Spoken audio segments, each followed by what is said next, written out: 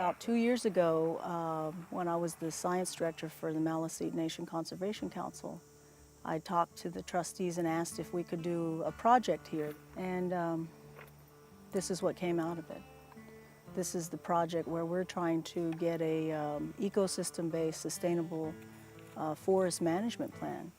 We need to look at the sacredness, the cultural value of the forest, because that's what we look at it as, the forest. We don't look at the forest and go, oh wow, that tree is worth, X number of dollars. That's not the way we're thinking. We have dams on the river, we have forests that have been clear cut, we have people violating riparian zones when it comes to private lands that agriculture is being done on. There's huge commercial farms that are dumping herbicides and pesticides into the water.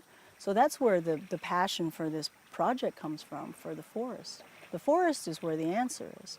We need to start looking at the forest for what it really is, because all this deforestation for agriculture and just for the timber value has caused these problems in the waters. So what we've done there is we said, all right, we're going to take a forester who's going to look at the value of the land other than for timber value. And then we're going to also take that and create a traveling herbarium that could go to each of the communities and use it as a teaching tool. I spend time in the communities teaching people about some of the plants. And I know some people might say, well, why are you teaching Indians about plants? Don't they know everything about plants? And the answer would be yes and no, because there was a time when we did know many, many things about the plants. But there's generations that have lost that knowledge because of, well, residential schools, the invasion of the settlers from Europe. Interesting how, the canopy cleared out and a sun-loving species like a raspberry found its way here. I think that there is a growing awareness about the necessity for this ecological approach. So I think that what we're doing, what we want to do, is we want to show people that it can be done and what you can do with it. There's so much, right?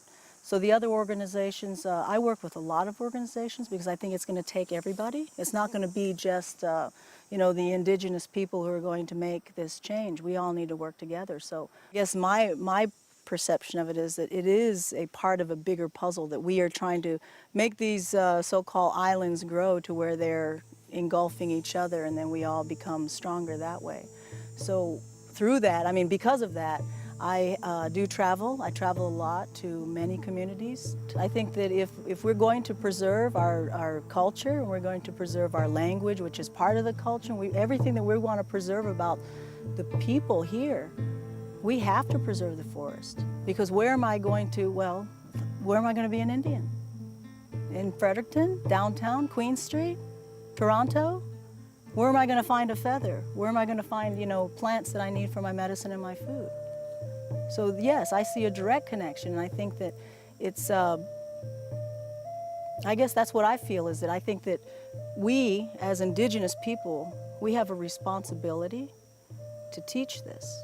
And it's not just to teach it to our grandchildren and our children, but to teach it to everyone who will listen, because there are people listening. And I think that that's where we join, right?